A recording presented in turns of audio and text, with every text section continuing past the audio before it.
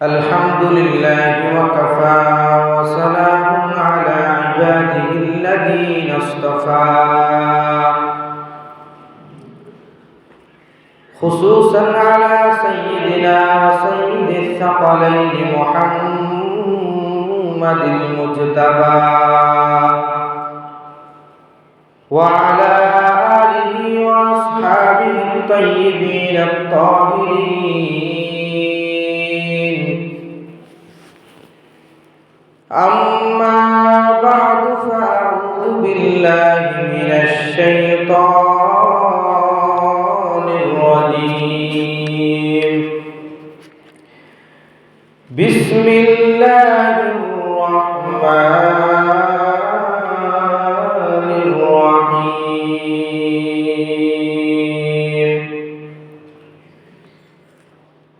يا أيها الذين آمنوا اتقوا الله حق تقاته ولا تموتن إلا وأنتم مسلمون. وقال رسول الله صلى الله عليه وسلم: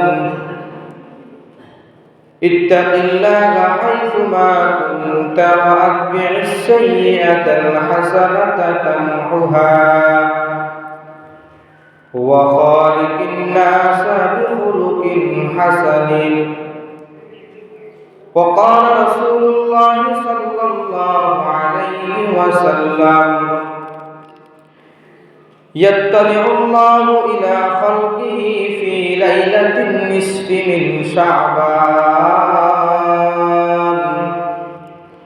فيغفر لجميع خلقه إلا لمشرك أو لمشاحن أو كما قال عليه الصلاة والسلام. صدق الله مولانا العظيم وصدق رسوله النبي الأمي الكريم ونحن على ذلك لمن الشاهدين والشاكرين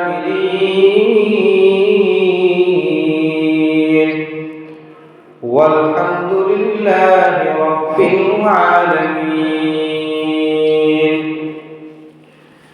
سبحانك لا علم لنا إلا ما علمتنا إنك أنت العليم الحكيم.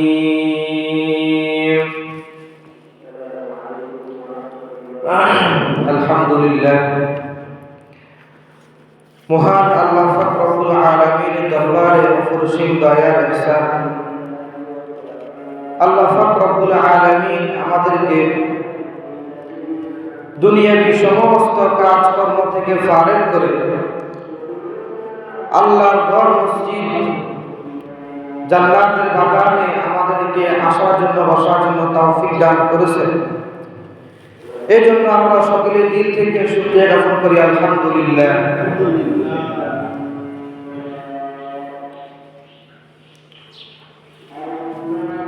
আমার ধারাবাহিকতায় যে আলোচনা চলছিল গত 2 মাস থেকে যে আলোচনা ধারাবাহিক সেটা হচ্ছে হালাল এবং হারাম সম্পর্কিত। এরপর রজব মাসের শেষ 2 সপ্তাহ মেরাজ নিয়ে কিছু আলোচনা করা হয়েছে এবং শবে মেরাজকে 27 রজব যারা পালন করে, যারা শবে মেরাজকে 27 তারিখ সাব্যস্ত করতে চায়, তাদের এই 27 তারিখ শবে মেরাজকে প্রত্যাখ্যান করার জন্য আমি এই বিষয়টা মেরাজ আলোচনা করেছিলাম। দেখেন, পৃথিবীতে অনেকগুলা প্রেরণা ফাসাদ চলে আসে, কিন্তু এখন ভুলটাকে পালন করতে করতে সঠিকটাকে ভুল হয়ে গেছে। আপনি দেখবেন যখন সত্য ভুল হইতে থাকে তখন মিথ্যা আশ্রয় বলা হয়ে যায়। যখন সত্যটা কি থাকে, লুকায়িত থাকে, তখন মিথ্যা বড় হয়ে যায়। শবে মেরাজ সম্পর্কিত শুধুমাত্র কয়েকটা থেকে পাওয়া যায়, শবে মেরাজ রজব মাসে, তাও গ্রহণযোগ্য না। কিন্তু নামাজ, রোজা, হজ, যাকাত এগুলা আল্লাহ রাব্বুল আলামিন পবিত্র কোরআন দ্বারা সাব্যস্ত, হাদিস দ্বারা সাব্যস্ত, এমনকি যারা এই সমস্ত এগুলাকে অস্বীকার করবে তারা কাফির হয়ে যাবে। কিন্তু আজকে সেই নামাজের খবর নাই, রোজার খবর নাই, যাকাতের খবর নাই, দান সদকার খবর নাই, আল্লাহ তাআলার খবর নাই, দুনিয়াবি সমস্ত কাজকর্মে লিপ্ত থাকে, আল্লাহর পক্ষ থেকে বলে কোনো উদাসীন থাকে। আর সে একটা যে বিষয় নিয়ে ইখতিলাফ চলতেছে সেই বিষয়টি তারা পালন করতেছে। তো যাই আলোচনা করে এটা হালাল হারামের যে বিষয় আলোচনা হয়েছে, এর মূল উদ্দেশ্য হলো সামনে আমাদের কাছে একটি বড় মাস আসতেছে। ওই মাসের নাম কি বলেন তো? রমজান মাস। রমজান মুবারক মাস। সামনে যে মাসটা আসতেছে রমজান মুবারক মাস, এই মাসের গুরুত্বপূর্ণ ফজিলত, এই মাসের ফজিলত বরকত কিরকম সেটা আগামী সপ্তাহে আলোচনা করা হবে ইনশাআল্লাহ। তবে রমজান মাসে সুসংবাদ দেওয়ার জন্য, রমজান মাসকে অভিভাব দেওয়ার জন্য যে মাস সেটা হচ্ছে কি রজব মাস, শাবান মাস।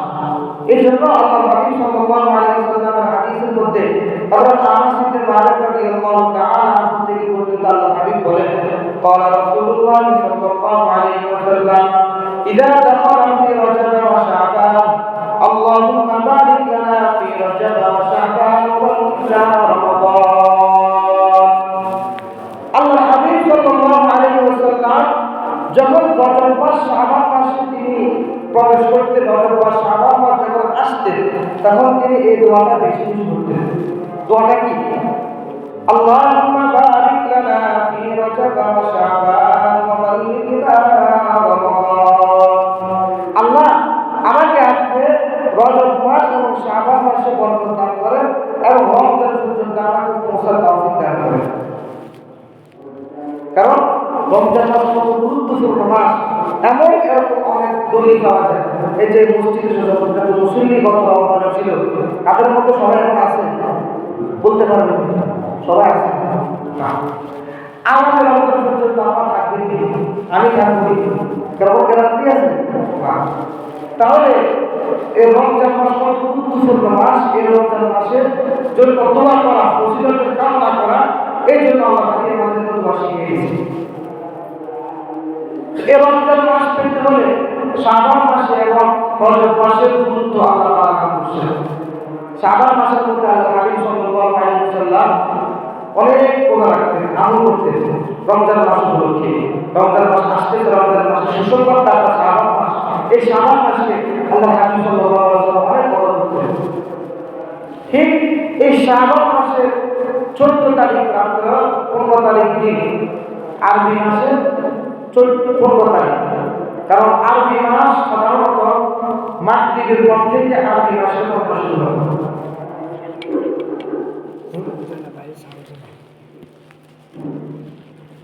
তাহলে আরবি মাসের গণনা আমাদের ইংরেজি মাসের কখন থেকে শুরু হয়? সকাল থেকে, সকাল 6টা থেকে রাত 6টা পর্যন্ত। এটা হচ্ছে ইংরেজি মাসের হিসাব। আরবি মাস চাঁদ উঠে কখন? সন্ধ্যার পরে চাঁদ উঠে। তো চাঁদ উঠার পর থেকে এই তারিখ শুরু হয়। তো শাবান মাসের 14 তারিখ রাত্রে সন্ধ্যার পরে মাগরিবের পর থেকে পরবর্তী মাগরিব পর্যন্ত এটা হচ্ছে শবে বরাত।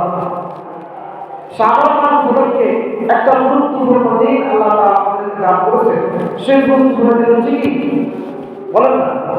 লাইলাতুল বরাত, শবে বরাত। এই শবে বরাত এটা ফারসি শব্দ, ফারসি এটা একটা ভাষা। সম্মানে রাত বরাত মানে মুক্তি, শবে বরাত মানে রাত্রিবেলা আল্লাহ তাআলা যাদেরকে মুক্তি দান করেন, গুনাহ থেকে মুক্তি দান করেন, এই জন্য এই রাতকে নাম দেওয়া হলো শবে বরাত। কিন্তু কোরআনের মধ্যে এবং হাদিসের মধ্যে এই রাতের নাম দেওয়া হয়েছে লাইলাতুল কিসরি মিন শাবান। শাবান মাসের অর্থাৎ শাবান মাসের 15 তারিখ রাত দিবাগত রাত। তাহলে এই মাসের গুরুত্বপূর্ণ ফজিলত সবাই বরাত যারা অস্বীকার করবে দেখবেন হাদিস দ্বারা প্রমাণিত। সবাই বরাত কি হাদিস দ্বারা প্রমাণিত। এই সবাই বরাতকে উদ্দেশ্য করে আমাদের সমাজের মধ্যে কতগুলা কালচার সৃষ্টি হয়েছে, অনেকগুলো ইবাদত প্রতি করার করে সহজ, নামাজ পড়ার করে সহজ, কিন্তু এটাকে এত কঠিন করা হয়েছে। আল্লাহ তাআলা বলেছেন যে তোমাদের জন্য যেগুলোকে হারাম করা হয়নি, যেগুলোকে তোমাদের জন্য হালাল করা হয়নি, তোমরা কেন আল্লাহর সাথে আত্মনামে করে এগুলো করতে চাও? এই লাইলাতুল বারাকাতের আমল হাদিস দ্বারা প্রমাণিত এককভাবে করা। এই চিন্তা আর কোন আমলের সাব্যস্ত হাদিসের মধ্যে নেই।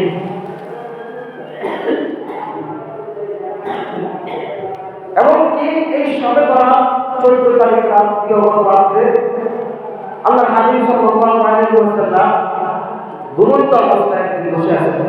ঘুমন্ত অবস্থায় এমন অবস্থা রাসূল সাল্লাল্লাহু আলাইহি ওয়াসাল্লাম হযরত মুমিনিন আয়েশা সিদ্দিক রাদিয়াল্লাহু তাআলা করেছিলেন। মুহূর্তের পর রাসূল উদয় হয়ে তখন আয়েশা চিন্তা করছেন যে রাসূল এই মুহূর্তে কোথায় গেল। পরবর্তী দেখতে পেল রাসূল নামাজ পড়তেছেন। এরকম নামাজ পড়তে পড়তে পুরো রাত রাসূলের কথা করতেছেন। এরপর হাদিস অনেক বড় বিস্তারিত, ভিতরে আলাদা হাদিস অনেক কথা আছে, সব বিস্তারিত বলতেছে। এরপর আয়েশা সিদ্দিক রাদিয়াল্লাহু তাআলা জিজ্ঞেস করলেন, ইয়া রাসূলুল্লাহ,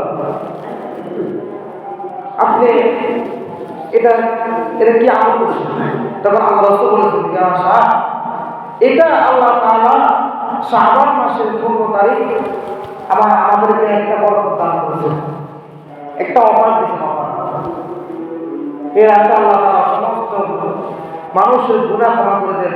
মানুষ যারা চাইবে, যদি কোনো ক্ষতিগ্রস্ত লোক থাকে, যদি কোনো ঋণগ্রস্ত ব্যক্তি থাকে, তাদের সন্তান হয় না, যাদের আল্লাহ তাআলার কাছে কোনো কিছু চাওয়ার আশা আছে, তারা যখন আল্লাহর কাছে দোয়া করে হাত উঠে বলবে আল্লাহর কাছে রাতের বেলা এই রাতে আল্লাহ তাআলা অবশ্যই দোয়া কবুল করবেন। সুবহানাল্লাহ। অনেকটা হাদিস আপনাদেরকে শুনাই, রাসূলের একটা হাদিস عن معاذ بن جبل رضي الله تعالى عنه عن النبي صلى الله عليه وسلم। মুআয ইবনে জাবাল রাদিয়াল্লাহু তাআলা থেকে বর্ণিত, আল্লাহর হাবিব বলেন, ইয়াত্তালিউ আল্লাহু ইলা খালকিহি ফি লাইলাতিন নিসফি মিন শাবান। আল্লাহ রাব্বুল আলামিন লাইলাতুল নিসফি মিন শাবান, শাবান মাসের দিবাগত রাত 14 তারিখ রাত আল্লাহ তাআলা আমার মাহবুবের প্রতি মনোযোগী হন, মাহবুবের প্রতি মনোযোগী হন, মাহবুবকে দেখেন। এরপর আল্লাহর হাবিব বলেন, ফায়াগফিরু লিজামিই খালকিহি। এরপর আল্লাহ রাব্বুল আলামিন তার মাহবুবের দুনিয়ার সমস্ত মানুষের সমস্ত গুনাহ ক্ষমা করে দেন। সুবহানাল্লাহ। এরপর আল্লাহর হাবিব বলেন, ইল্লা লিমুশরিকিন আও লিমুশাহিদিন। দুনিয়ার সমস্ত মানুষকে আল্লাহ তাআলা ক্ষমা করবেন, দুনিয়ার সমস্ত মানুষকে আল্লাহ রাব্বুল আলামিন মাফ করে দিবেন, ক্ষমা করে দিবেন। যতই অন্যায় করেছ, যতই গুনাহ করেছ, যতই জুলুম করেছ, যখন আল্লাহ রাব্বুল আলামিনের কাছে হাত তুলে দোয়া করবে, ওই মুহূর্তে রব্বুল আলামিন এত দয়ালু, এত মায়ালু, এত মায়া আল্লাহ তাআলা সঙ্গে সঙ্গে রব্বুল আলামিন আমাদের জিন্দেগির সমস্ত গুনাহ খাতা রব্বুল আলামিন ক্ষমা করে দিবে। রাসূল বলেন, ইল্লা লিমুশরিকিন আও লিমুশাহিদিন। তবে দুই শ্রেণীর ব্যক্তিকে রব্বুল আলামিন কখনো ক্ষমা করবে না। এক নম্বর শ্রেণী হলো ইল্লা লিমুশরিকিন, যে সমস্ত মানুষ শিরক করে, আল্লাহর সঙ্গে শিরক করে, আল্লাহর সঙ্গে অন্য কথা সাব্যস্ত করে, শিরক থেকে গুনাহ আছে, যে সমস্ত মানুষ এই সমস্ত গুনাহ করবে, আল্লাহ রাব্বুল আলামিন এই লাইলাতুল বারাত শাবানের রাত থেকে ক্ষমা করবে না। এরপর আল্লাহ হাবিব বলেন, ইল্লা আউলি মুশাহিদিন। অথবা যারা বিদ্বেষ পোষণকারী, যারা হিংসা পোষণকারী, মানুষ মধ্যে হিংসা করে, বিদ্বেষ করে, মানুষকে কষ্ট দেয়, মানুষকে বিভিন্ন রকমের কষ্টের মধ্যে লিপ্ত রাখে, হিংসা বিদ্বেষ করে, ওই সমস্ত লোকদেরকে রব্বুল আলামিন কখনো ক্ষমা করবে না। নাউযুবিল্লাহ, আল্লাহ আমাদেরকে হেফাজত করুন। শিরকি গুনাহ কত মারাত্মক, আর হিংসা গুনাহ, বিদ্বেষ, অপবাদ। একটা মানুষ এই কাজটা করে নাই, না জেনে না বুঝে তার ব্যাপারে একটা অপবাদ দিয়ে দিয়েছে, তাকে আপনি মানুষের খারাপ বানিয়ে দিয়েছে। এটা কত বড় মারাত্মক অপরাধ। আল্লাহ তাআলা এই রাতে দুনিয়ার সমস্ত মানুষের গুনাহ ক্ষমা করবে, যত বড় গুনাহ হোক না কেন, সগীরা কবিরা শিরক, যত বড় গুনাহ হোক না কেন, তবে শিরকি গুনাহ এবং বিদ্বেষ পোষণকারীদেরকে আল্লাহ কখনো ক্ষমা করবে না। তাহলে কত গুরুত্বপূর্ণ রাত, যে হাদিসটা আমি খেয়াল করেছেন, কথা বলেছেন যে আল্লাহ তাআলা এই রাতে ইয়াতাল্লাহু ইলা খালকিহি ফি লাইলাতিল নিসফি মিন শাবান, যে শাবান মাসের 14 তারিখ রাত আল্লাহ তাআলা তার বান্দাদের প্রতি তার মনোযোগ বাড়ান। এবং কি কোন কোন হাদিসের মধ্যে আসছে আল্লাহ তাআলা প্রথম আসমান অবতরণ করেন। প্রথম আসমান অবতরণ করার পর আল্লাহ তাআলা যখন আসার পরে বান্দাদেরকে ডাকেন, ওই আমার বান্দারা, কাদের সাহায্য প্রয়োজন, কাদের রিজিকের প্রয়োজন, তোমরা আমার কাছে চাও, আমি তোমাদেরকে রিজিক দান করব, তোমাদেরকে তোমাদের গুনাহ ক্ষমা করে দিব, তোমাদের সন্তানের প্রয়োজন, সন্তান দান করব, তোমাদের ঋণগ্রস্ত ঋণে পরিশোধ করে দিব, তোমাদের দুনিয়ার যত পেরেশান, কত কষ্ট, কত ডিপ্রেশন আছে, সমস্ত কষ্টকে আমি রব্বুল আলামিন তোমাদেরকে ক্ষমা করে দিব। তো কত গুরুত্বপূর্ণ রাত। আর এই রাতকে কেন্দ্র করে আমার মূল কথা হচ্ছে, এই রাতকে কেন্দ্র করে এখন কি পরিমাণ জালিয়াতি, কি পরিমাণ জুলুম করতেছে রাতের উপর। হ্যাঁ, বাস্তবে এই রাতের উপর জুলুম করতেছেন আপনারা। রাতকে আল্লাহ বানিয়েছেন, সবার রাতকে আল্লাহ বানিয়েছেন গুরুত্বপূর্ণ রাত, ইবাদতের রাত। ইবাদতের রাতকে না বানিয়ে এখন আনন্দ উল্লাস করতেছে, কি ঈদের মতো হবে। এরা ঈদের রাত, এটা কোনো অনুষ্ঠান রাত, এটা আল্লাহ তাআলা একটা অফার দিয়েছে বান্দাদেরকে, যে এই পুরো বছর তুমি যত গুনাহ করেছো, এই গুনাহগুলোকে যখন তুমি সমাপ্ত রাত আল্লাহ কাছে মনে প্রাণে কাকুতি বিনীত হয়ে আল্লাহ দরবারে একবারে খুব আল্লাহর কাছে পেয়ে মনে প্রাণে আল্লাহকে বিশ্বাস করে হাজির নাজির করে, তখন আল্লাহ তাআলা দোয়া করবে, আল্লাহ তাআলা তোমার দোয়া কবুল করবে। তাহলে এই রাতের উপর কেন করতেছে? এরা তো অনেকগুলো কাজ আমাদের সমাজে হয়ে আছে, যেগুলো আমরা অনেক দেখছি। যেমন একটা কথা আছে যে সওয়ালাত রাত্রে সন্ধ্যাবেলা যদি কোনো ব্যক্তি গোসল করে, গোসল করার পর তার পানিগুলো ঝরে পড়ে যায়, তখন তার গুনাহগুলো ঝরে পড়ে যায়। এটা একদম মিথ্যা কথা। এগুলো কোনো মানুষ বলছে স্বাভাবিকভাবে, কিন্তু আমরা কথা বলি না, কি বলে অনেক সময় আমরা কথাবার্তা বলি, এগুলো কোনো বলছে না, এগুলোকে এখন হাদিসের সাথে তুলনা করতেছে। এরপর এরা আত্মঘাতী করা, এর মধ্যে বিভিন্ন রকমের কালচার তৈরি করা, এগুলা কোন শরীর সম্মত না। যদি আল্লাহ কোন প্রিয় বান্দা দুনিয়াতে না থাকতো, সওয়ালাত রাত্রে আল্লাহ তাআলার কোন প্রিয় বান্দা আমলকে না থাকতো, তাহলে আল্লাহ তাআলা এই সওয়ালাত রাত বরকত করাতে বড় বাধা করতেন। কেন করতেছেন এগুলা? এই সমস্ত কালচার। আর একটা মানুষ গরিব, দুঃখ, অসহায়, না তার বস্তু খাইতেই হবে, এরকম আছে বলেন না? আছে, বস্তু খাইতেই হবে, তার বস্তু মানে এর আগে বস্তু না খেলে তার বাবা কখনো হবে না, এটা তো হবে। এটা কোথায় আছে? যাদের সামর্থ্য হয় তারা খাবে, সমস্যা নেই, তারা ভালো খাবার খাতে পারে, সমস্যা নেই। গরিব লোক অনেক আছে, অসহায় মানুষ হাওলাত করে টাকা নিয়ে এর আগে বস্তু খাওয়ার জন্য মানে খাইতেই হবে, এটা তো ওয়াজিব বানাইতেছে। এটা একটা অফার রাত, এই অফার রাত নষ্ট করবেন না। এটা গুরুত্বপূর্ণ ফজিলতের মাস, নষ্ট করবেন না। এটাকে আঁকড়ে ধরে মজবুতভাবে এটাকে গ্রহণ করেন, দেখবেন আল্লাহ তাআলা এটাকে বরকত দান করবেন। হয়তো আপনি গত বছর কোনো ফেরেশতার মধ্যে ছিলেন, কোনো কষ্টের মধ্যে ছিলেন, আল্লাহ তাআলা হয়তো এই রাতের ইবাদতের কারণে আল্লাহ তাআলা আপনাকে আগামী বছর অনেক সম্পদ দান করবেন।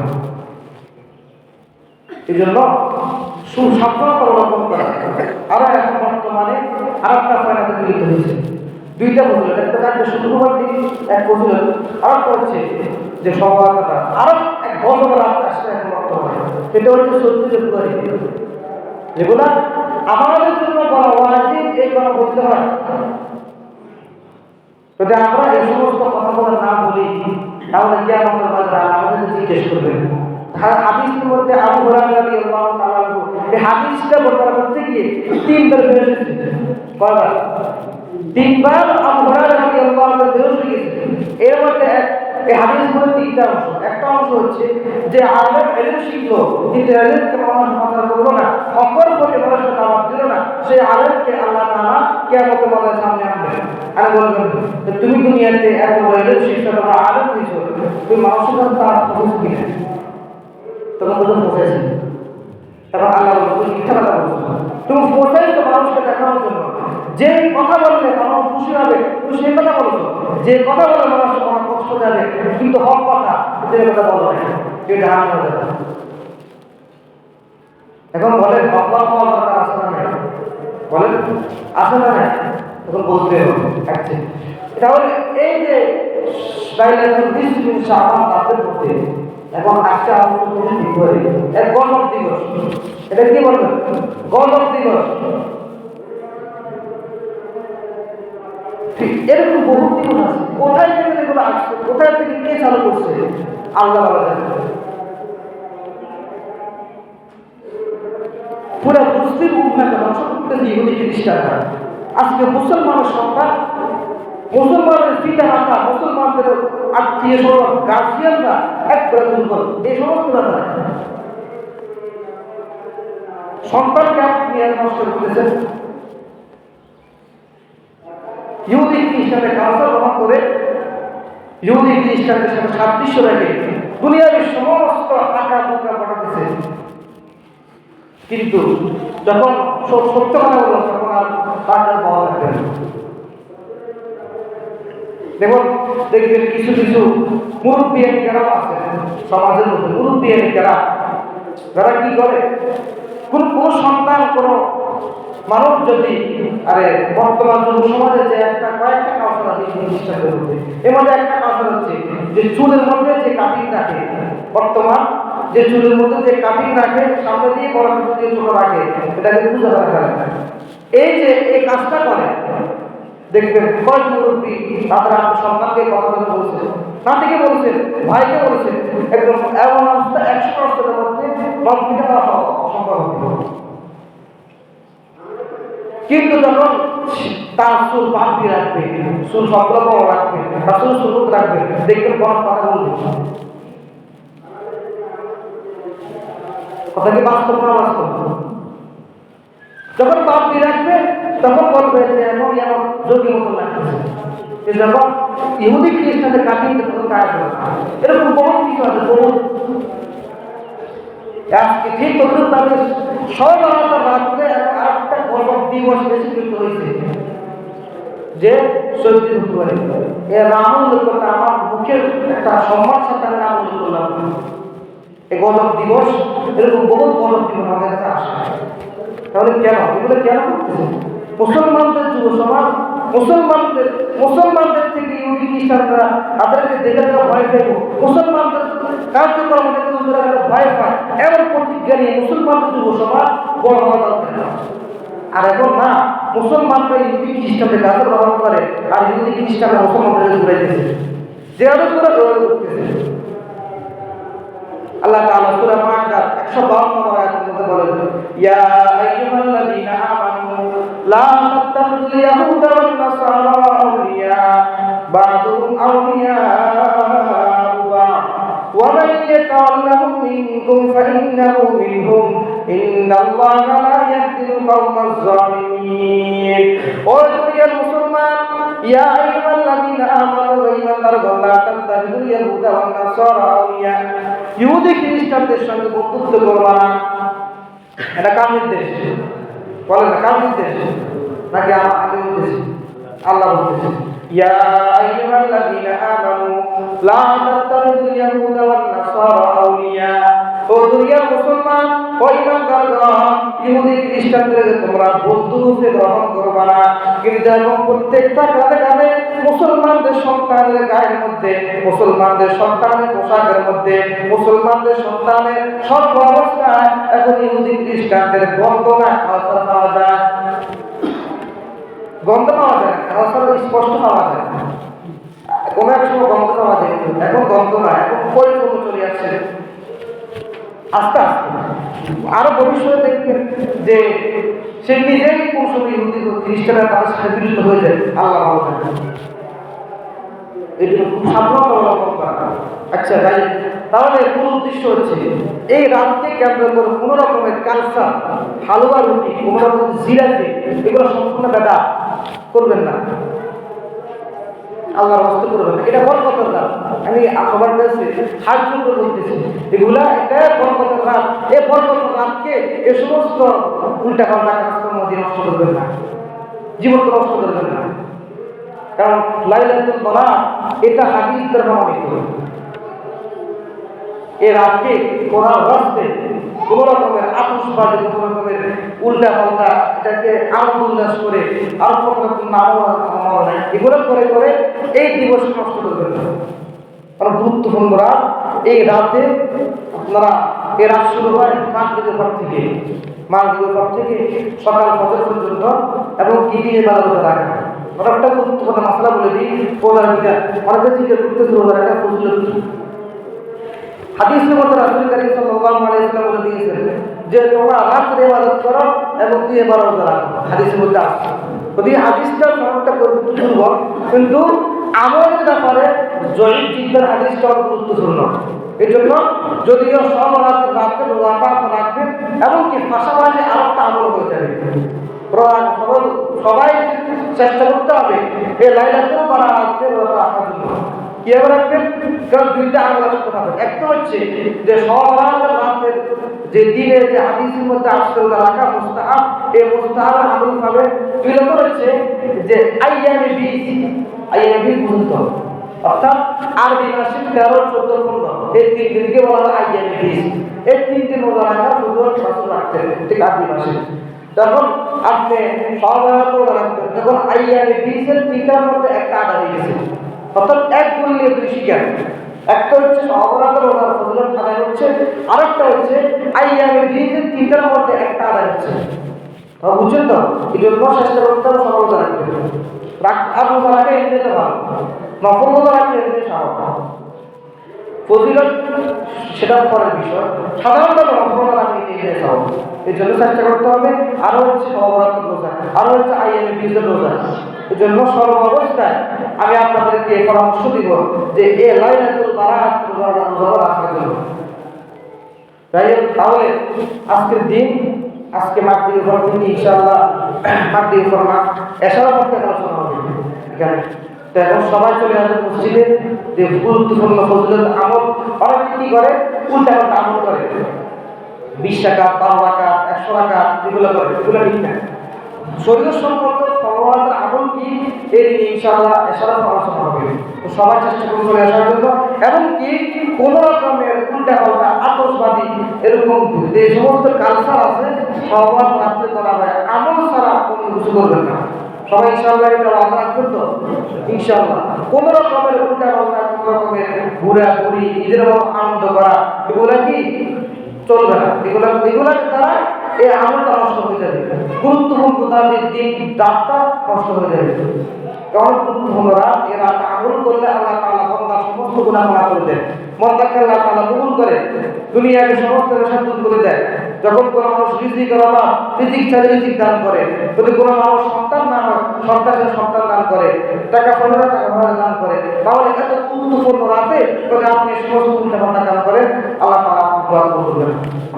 এই জন্য চেষ্টা করতে হবে সকলে এই রাতের বেলা আমল ছাড়া অন্য কোনো কিছু না করা। শুধু আমলের রাত, কি রাত?